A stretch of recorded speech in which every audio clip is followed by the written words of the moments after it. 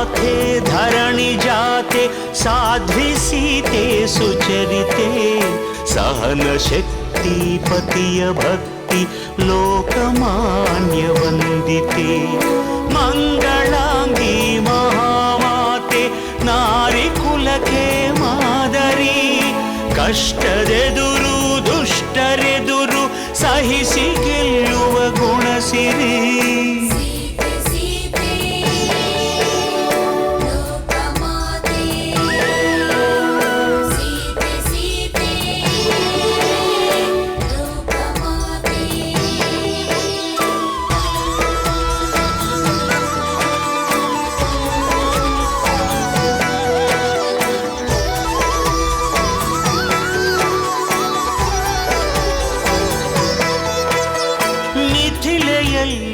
ಜನಕ ಕುಲಕ್ಕೆ ಬೆಳಕು ತಂದ ಜಾನಕಿ ಸ್ವಯಂವರದಿ ಧನುವ ಮುರಿದ ರಾಮಚಂದ್ರನ ನಾಯಕಿ ಪಟ್ಟದರಸಿಯಾಗುವಂಥ ಭಾಗ್ಯ ಸಿಗುವ ಸಮಯದಿ ದಟ್ಟ ಅಡವಿಯ ಹೊಕ್ಕಿ ನಡೆದಳು ಪತಿಯ ಜೊತೆಗೆ ಪ್ರೇಮದಿ ಪ್ರೇಮ ಪೂರ್ಣೆ ತ್ಯಾಗಶೀಲೆ ಸೂರ್ಯ ಕುಲಕ್ಕೆ ಜ್ಯೋತಿಯು ಉರಿವ ಬೆಂಕಿ ಸುಡದು ಇವಳ ನೀತಿಗಂತ ಶಕ್ತಿಯು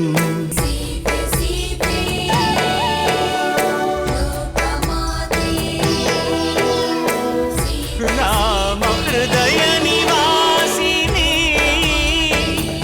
ಅಕಳಂಕ ಪ್ರೇಮ ಪ್ರಬೋಧಿನಿ ಸೀತೆ ಮಾತೆ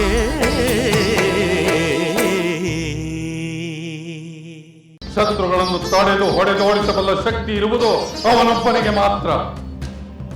ಈಗ ಅವನ ಅಗತ್ಯ ಲಂಕೆಗಿದೆ. ರಾಸ್ತ ಹೇಗಾದರೂ ತೀವ್ರವಾಗಿ ಪ್ರಯತ್ನಿಸಿ ಅವನನ್ನು ಎಚ್ಚರಿಸಲೇಬೇಕು. ಸಹಜವಾಗಿರಬೇಕಾದ ಪ್ರಕೃತಿ ವಿಪರೀತ ರೀತಿಯಲ್ಲಿ ವಿಚಿತ್ರವಾಗಿ ವರ್ತಿಸುತ್ತಿರುವಾಗ ಇದು ಪ್ರಳಯ ಕಾಲದ ಪ್ರಾರಂಭದ ಸೂಚನೆ ಇರಬೇಕೆಂದೆನಿಸುತ್ತದೆ. ಆಗಲಿ, ಅದು ಏನು ಬೇಕಾದರೂ ಆಗಲಿ. ಅತ್ತಿಗೆಯನ್ನು ಅಪಹರಿಸಿದ ಆ ನೀಚರ ಸಂಹಾರವಾಗಬೇಕು. ಆಗುತ್ತದೆ ಲಕ್ಷ್ಮಣ, ಖಂಡಿತ ಆಗುತ್ತದೆ. ಆ ರಾವಣನ ಸಂಹಾರವೇ ಈ ಮಹಾಪ್ರಳಯದ ಅಂತಿಮ ಘಟ್ಟ. ಯುದ್ಧ ಅನಿವಾರ್ಯವೆಂದು ನನಗೂ ಅರ್ಥವಾಗಿದೆ. ಆದರೂ ಸಂಧಾನದ ಒಂದು ಕಡೆಯ ಪ್ರಯತ್ನ ಮಾಡುವುದು ಒಳ್ಳೆಯದು ಎಂದು ನನ್ನ ಸಲಹೆ.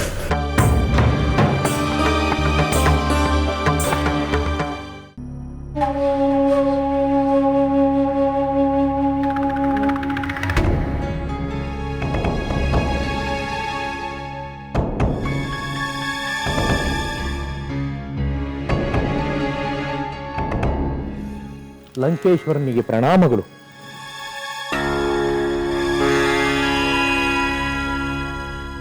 ಶುಕಾಸುರ, ನೀನೇ ಏನು ಬಹಳ ನೊಂದು ಬೆಂದಿರುವಂತೆ ಕಾಣುತ್ತಿದೆ.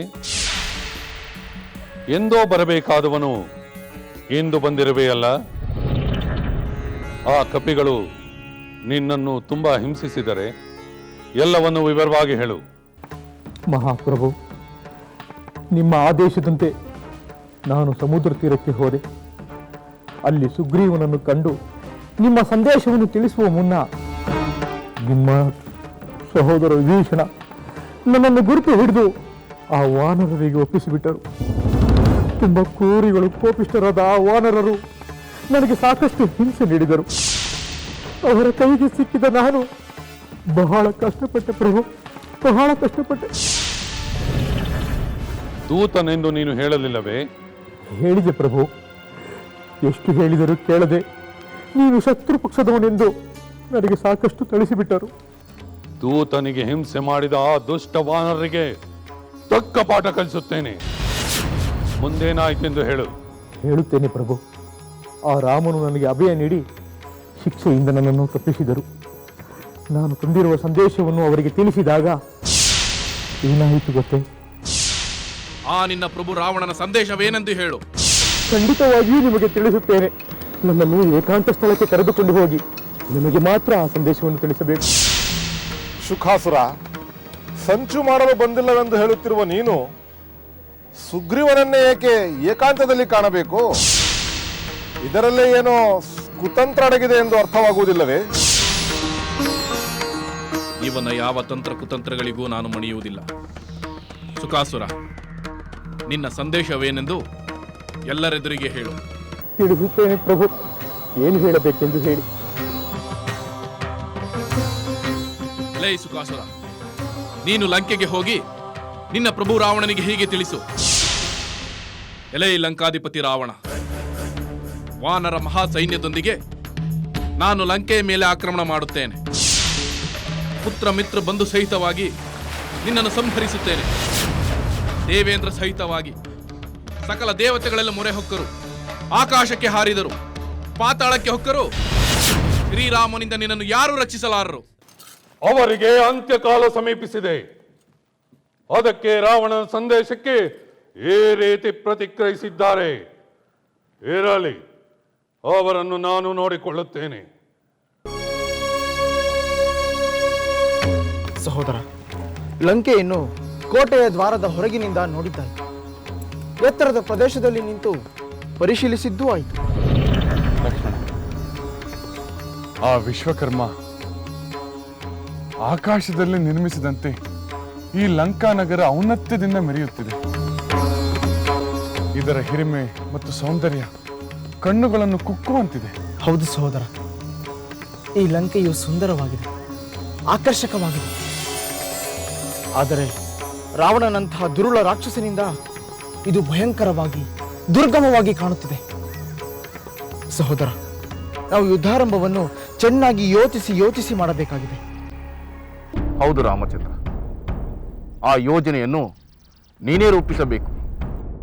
ಈ ನಮ್ಮ ವಾನರ ಸೈನ್ಯ ಎಲ್ಲಿ ಎಲ್ಲಿ ನಿಂತು ಹೇಗೆ ಹೇಗೆ ಯುದ್ಧ ಮಾಡಬೇಕು ಎಂಬುದನ್ನು ನೀನೇ ನಿರ್ದೇಶನ ಮಾಡಬೇಕು. ಆಗಲಿ, ಯುದ್ಧ ಸಾಗಿದಂತೆ ಸಮಯೋಚಿತವಾದ ಸೂಚನೆಗಳನ್ನು ನಾನೇ ನೀಡುತ್ತೇನೆ. ಈಗ ನೀವು ಹೋರಾಟದ ಯೋಜನೆಯನ್ನು ಈ ರೀತಿ ರೂಪಿಸಿ. ಪ್ರಭು, ವೀರದ ಕಬಂಧ ಮುಂತಾದ ರಾಕ್ಷಸರನ್ನು ಸಂಹಾರ ಮಾಡಿದ ಶ್ರೀರಾಮನೇ ಆ ಸುಗ್ರೀವನ ಜೊತೆ ಬಂದಿದ್ದಾನೆ ಪ್ರಭು. ಗೊತ್ತಿರುವ ವಿಷಯವನ್ನೇ ಮತ್ತೆ ಮತ್ತೆ ಹೇಳಬೇಡ. ಗೊತ್ತಿಲ್ಲದಿರುವ ವಿಷಯವೇನಾದರೂ ಇದ್ದರೆ ಅದನ್ನು ಹೇಳು. ಪ್ರಭು, ಅವರೆಲ್ಲರೂ ಸೇರಿ ಸಮುದ್ರದ ಮೇಲೆ ಸೇತುವೆಯನ್ನು ಕಟ್ಟಿದ್ದಾರೆ. ಅದರ ಮೂಲಕ ಸಾಗಿ ಬಂದು ಈಗ ಲಂಕೆಯನ್ನು ತಲುಪಿದ್ದಾರೆ. ಅಪಾರವಾದ ವಾನರ ಸೈನ್ಯವು ಸಮುದ್ರ ತೀರವನ್ನೆಲ್ಲ ಮುಚ್ಚಿಬಿಟ್ಟಿದ್ದಾರೆ ಪ್ರಭು. ಶುಕಾಸುರ, ಆ ವಿಷಯವೂ ನಮಗೆ ತಿಳಿದಿದೆ. ಪ್ರಭು, ಆದರೆ ಅದು... ಶುಕಾಸುರ, ಅದೇನೆಂದು ಹೇಳು. ನಿನ್ನ ಮನಸ್ಸಿನಲ್ಲಿರುವುದನ್ನು ಹಿಂಜರಿಯದೆ ಹೇಳು. ಪ್ರಭು, ದೇವತೆಗಳಿಗೂ ದಾನವರಿಗೂ ಸಂಧಿಯಾಗಲು ಹೇಗೆ ಸಾಧ್ಯವಿಲ್ಲವೋ ಹಾಗೆ ರಾಕ್ಷಸರಿಗೂ ವಾನರರಿಗೂ ಸಂಧಿಯಾಗುವುದು ಸಾಧ್ಯವಿಲ್ಲ ಎಂಬುದು ನನಗೆ ಚೆನ್ನಾಗಿ ಗೊತ್ತು.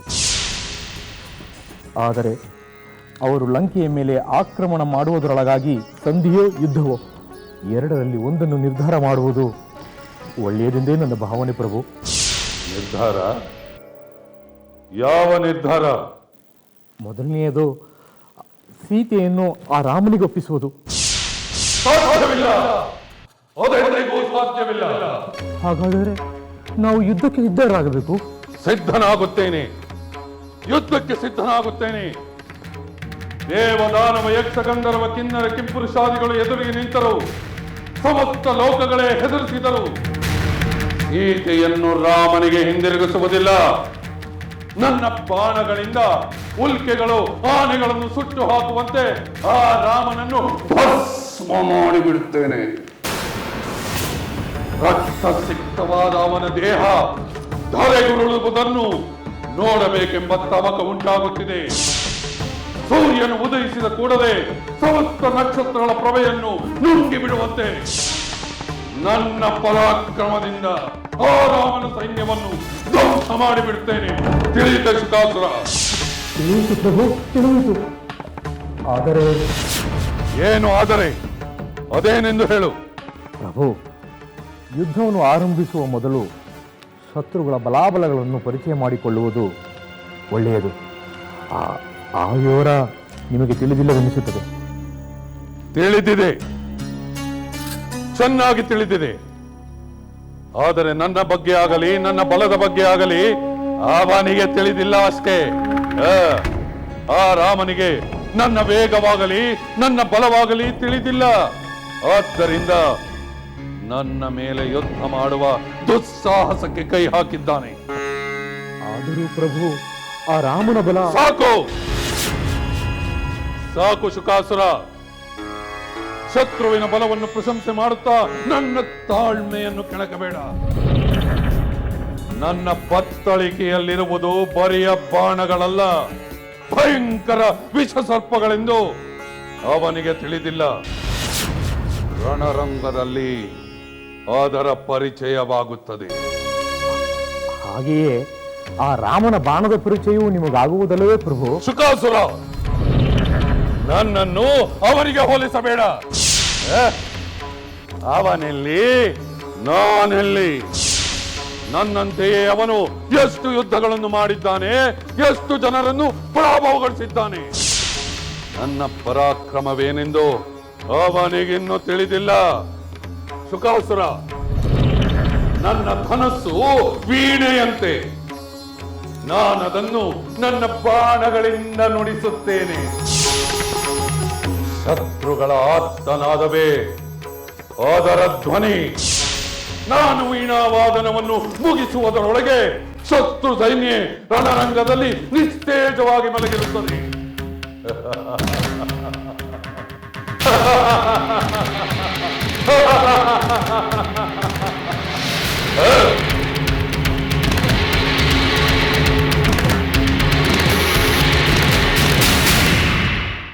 ಆಗಲಿ, ಯುದ್ಧ ಸಾಗಿದಂತೆ ಸಮಯೋಚಿತವಾದ ಸೂಚನೆಗಳನ್ನು ನಾನೇ ನೀಡುತ್ತೇನೆ.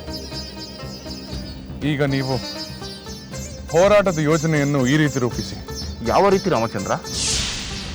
ವಿಶಾಲವಾಗಿರುವ ನಮ್ಮ ಸೇನಾ ಸಮೂಹದಲ್ಲಿ ದುರ್ಜಯನು, ಮಹಾಪರಾಕ್ರಮಿಯೂ ಆದ ಅಂಗದ ತನ್ನ ಸೈನ್ಯದೊಡನೆ ಹಾಗೂ ನೀಲನೊಡನೆ ವ್ಯೂಹದ ಹೃದಯ ಸ್ಥಾನದಲ್ಲಿ ನಿಲ್ಲಲಿ. ವಾನರವೀರ ಋಷಭ ತನ್ನ ಸೈನ್ಯದೊಡನೆ ದಕ್ಷಿಣ ಪಕ್ಕದಲ್ಲಿ ನಿಲ್ಲಲಿ. ರಾಮಚಂದ್ರನ ನಿರ್ಧಾರ ಸರಿಯಾಗಿಯೇ ಇದೆ. ವಾನರ ವೀರರ ಬಲಾಬಲಗಳನ್ನು ಅರಿತು ಅವರಿಗೆ ಸೂಕ್ತ ಸ್ಥಾನದಲ್ಲಿ ಹೋರಾಡಲು ನಿಯೋಜಿಸುವುದು ಉಚಿತವಾಗಿದೆ. ಜಾಂಬವಂತ, ಶ್ರೀರಾಮಚಂದ್ರ ಪ್ರಭುವಿನ ಸೂಚನೆಯನ್ನು ಅನುಸರಿಸಿ ನಾವು ಯುದ್ಧ ಮಾಡಿದೆವೆಂದರೆ ನಮಗೆ ವಿಜಯ ಪ್ರಾಪ್ತವಾದಂತೆಯೇ. ಅದರಲ್ಲಿ ಸಂದೇಹವೇ ಇಲ್ಲ. ರಾಮಚಂದ್ರ, ಉಳಿದ ವಾನರರ ಕರ್ತವ್ಯ ಬಗ್ಗೆ ದಯಮಾಡಿ ತಿಳಿಸಿ. ಮದಗಜದಷ್ಟೇ ಪರಾಕ್ರಮಿಯಾದ, ಅಸಮಾನ ವೇಗಶಾಲಿಯಾದ ಕಪಿಶ್ರೇಷ್ಠ ಗಂಧಮಾದನ ಸೈನ್ಯದ ಎಡಪಕ್ಕದಲ್ಲಿರಲಿ. ರಾಮಚಂದ್ರ, ಈ ಸೇನಾ ವ್ಯೂಹದಲ್ಲಿ ನೀನು ಯಾವ ಸ್ಥಾನದಲ್ಲಿ ನಿಲ್ಲುವೆ? ವಿಭೀಷಣ, ನಾನು ಲಕ್ಷ್ಮಣನೊಡನೆ ಈ ಸೈನ್ಯದ ತಲೆಯ ಭಾಗದಲ್ಲಿ ನಿಲ್ಲುತ್ತೇನೆ. ಜಾಂಬವಂತ, ಸುಷೇಣ, ವೇಗದರ್ಶಿ ಇವರೆಲ್ಲರೂ ವ್ಯೂಹದ ಉದರ ಭಾಗದಲ್ಲಿ ನಿಲ್ಲುತ್ತಾರೆ. ಜಾಂಬವಂತ, ಇದಕ್ಕೆ ನಿನ್ನ ಸಮ್ಮತಿ ಇದೆಯೇ? ಖಂಡಿತ ರಾಮಚಂದ್ರ, ನಿನ್ನ ಯುದ್ಧ ತಂತ್ರ ಸಮಯೋಚಿತವಾಗಿದೆ, ಅರ್ಹತಾನುಸಾರವಾಗಿದೆ. ರಾಮಚಂದ್ರ, ನನ್ನ ಸ್ಥಾನವೆಂದು ಹೇಳಲಿಲ್ಲ. ಮಹಾರಾಜ ಸುಗ್ರೀವ, ವರುಣ ಲೋಕದ ದಕ್ಷಿಣ ಭಾಗವನ್ನು ರಕ್ಷಿಸುವಂತೆ ನೀನು ವ್ಯೂಹದ ಕೆಳಭಾಗವನ್ನು ರಕ್ಷಿಸು. ಹಾಗೆ ಆಗಲಿ ರಾಮಚಂದ್ರ. ರಾಮಚಂದ್ರ, ನಿನ್ನ ಸೂಚನೆಯಂತೆಯೇ ನಡೆದುಕೊಳ್ಳುತ್ತೇನೆ. ನಿನ್ನ ನಾಯಕತ್ವದಲ್ಲಿ ನಮ್ಮ ಸೈನ್ಯ ಯಶಸ್ವಿಯಾಗಿ ಹೋರಾಡುವುದು ಗೆಲ್ಲುವುದು ಖಂಡಿತ. ಈ ನಮ್ಮ ಯುದ್ಧ ತಂತ್ರ ಬಲಾಬಲಗಳನ್ನು ಆ ರಾವಣನ ರಾಕ್ಷಸ ಸೈನ್ಯ ಎದುರಿಸಿ ನಿಲ್ಲಲಾರದು. ಬಹುಶಃ ಆ ರಾವಣನು ನೇರವಾಗಿ ಯುದ್ಧ ಮಾಡುವುದರ ಬದಲು ಪರೋಕ್ಷವಾಗಿ ಏನಾದರೂ ಉಪಾಯ ಮಾಡಿದರೂ ಮಾಡಬಹುದು. ಹೌದು ಸುಗ್ರೀವ ಮಹಾರಾಜ, ಈ ಉಪಾಯ ಮಾಡಲೆಂದೇ ಭೇದೋಪಾಯ ಮಾಡಲು ರಾವಣನು ಶುಕಾಸುರನನ್ನು ಕಳಿಸಿದ್ದು. ಅಂಥ ಉಪಾಯ ಮೂರ್ಖತನದ್ದು ಎಂದು ಶುಕಾಸುರ ಈಗಾಗಲೇ ಹೋಗಿ ಅವನಿಗೆ ಹೇಳಿರುತ್ತಾನೆ. ಅವನು ಶುಕಾಸುರನೊಡನೆ ಸೇರಿ ಇನ್ಯಾವ ತಂತ್ರ ಮಾಡುತ್ತಿರುವನೋ? ಯಾವ ತಂತ್ರವನ್ನಾದರೂ ಮಾಡಲಿ, ಅದು ನಿಷ್ಫಲವಾಗುವುದೆಂದು ಅವನಿಗೆ ಗೊತ್ತಾಗುತ್ತದೆ.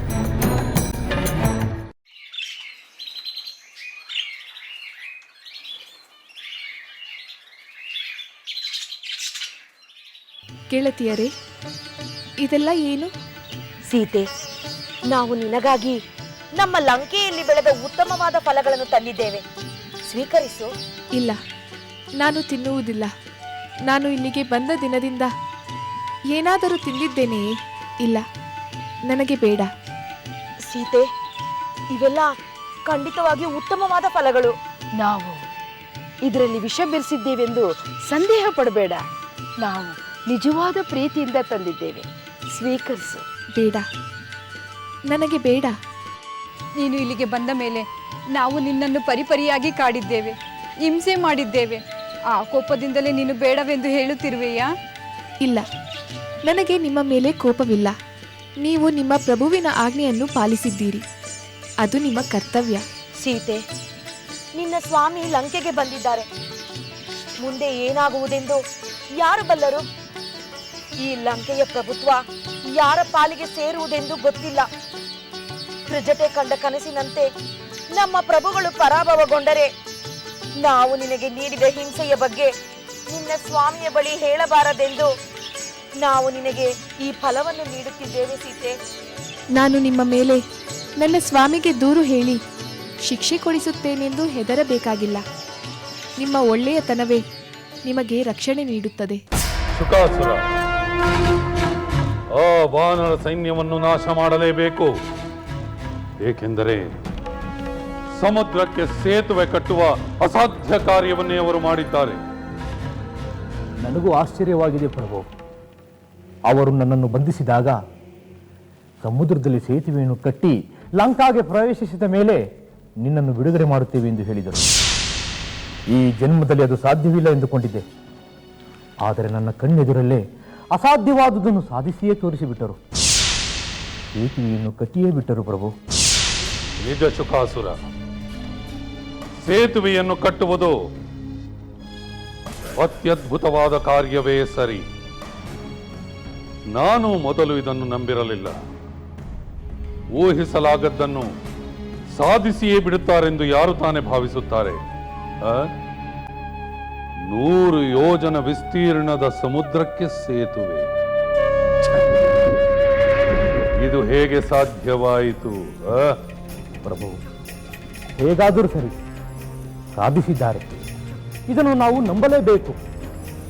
ಏಕೆಂದರೆ ರಾಮ, ಲಕ್ಷ್ಮಣ, ಸುಗ್ರೀವಾದಿಗಳು ಅಸಂಖ್ಯಾತ ವಾನರ ಸೇನೆಯೊಂದಿಗೆ ಸಮುದ್ರವನ್ನು ದಾಟಿ ಲಂಕೆಯಲ್ಲಿ ಬೀಡು ಬಿಟ್ಟಿರುವ ವಿಷಯ ತಮಗೂ ತಿಳಿದಿದೆ. ಯಾವ ಕ್ಷಣದಲ್ಲಾದರೂ ಆಕ್ರಮಣ ಮಾಡಬಹುದು. ನಾನು ಅದನ್ನೇ ಯೋಚಿಸುತ್ತಿದ್ದೆ. ಮೊದಲು ಅವರು ಆಕ್ರಮಣ ಮಾಡಿದರೆ ಬೆಂಕಿಯಲ್ಲಿ ಬಿದ್ದ ಪತಂಗಗಳಂತೆ ಸುಟ್ಟು ಭಸ್ಮವಾಗಬೇಕು.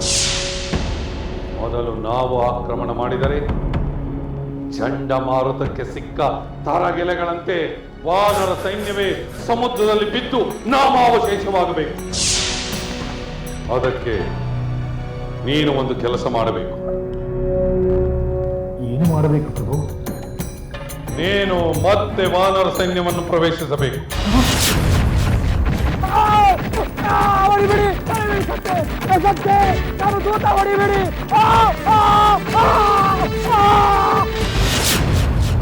ಬೇಡಿ ಪ್ರಭು, ಬೇಡಿ.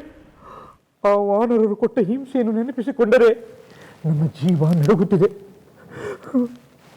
ದಯವಿಟ್ಟು ಅಲ್ಲಿಗೆ ಹೋಗು ಎಂದು ಹೇಳಬೇಡಿ. ನೀವು ಯಾವ ಕೆಲಸ ಬೇಕಾದರೂ ಕೊಡಿ, ಅದನ್ನು ಮಾಡಿಕೊಂಡು ನಾನು ಇಲ್ಲೇ ಇರುತ್ತೇನೆ.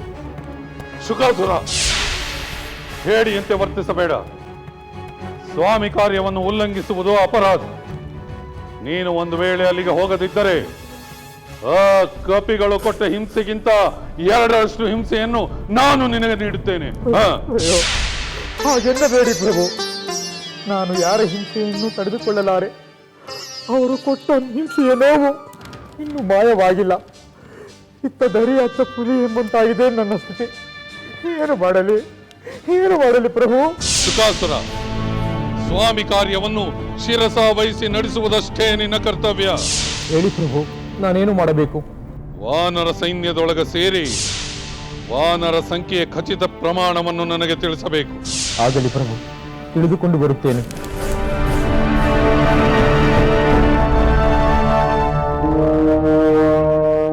ಮುಂದೆ ಮುಂದೆ ನಡೆಯುವ ಯುದ್ಧದಲ್ಲಿ ಸಹಸ್ರ ಕಣ್ಣುಗಳೆಲ್ಲ ಇಂದ್ರನಾಗಲಿ, ಪಾಶಹಸ್ತನಾದ ವರುಣನಾಗಲಿ, ದಂಡಧರನಾದ ಯಮನಾಗಲಿ, ನನ್ನ ಸೋದರ ಕುಬೇರನಾಗಲಿ ನನ್ನ ಎದುರು ನಿಲ್ಲಲು ಶಕ್ತನಲ್ಲ ಎಂಬುದನ್ನು ಲೋಕವೇ ನೋಡುತ್ತದೆ.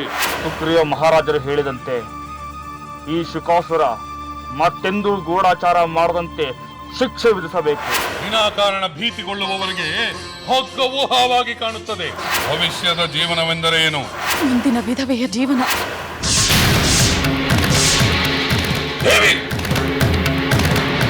ಪತಿಯು ಬದುಕಿರುವಾಗಲೇ ಅವನ ಸಾವನ್ನು ನಿರೀಕ್ಷಿಸುವುದು ಎಂತಹ ಸತ್ಯಧರ್ಮ? ನೀನೆಂತಹ ಪತಿವ್ರತೆ? ಲಂಕೆಯಲ್ಲಿನ ದುರುಳ ದರ್ಪವು ಸೀತೆ ಸಹನೆಗೆ ಸೋತಿತು. ಅಂಕೆ ಇರದ ಅಸುರ ಕುಲವು ರಾಮ ಬಾಣಕ್ಕೆ ಅಡಗಿತು. ದೂರವಿರಲಿ ಸನಿಹವಿರಲಿ ರಾಮ ಹೃದಯ ನಿವಾಸಿನಿ. ಯುಗವು ಯುಗವು ಸಾಗಲಿ ಅಕಳಂಕ ಪ್ರೇಮ ಪ್ರಬೋಧಿನಿ. ಅಮರ ಗಾಧೆ ಧರಣಿ ಜಾತೆ ಸಾಧ್ವೆ ಸೀತೆ ಸುಚರಿತೆ. ಸಹನ ಶಕ್ತಿ ಪತಿಯ ಭಕ್ತಿ ಲೋಕಮಾನ್ಯ ವಂದಿತೆ.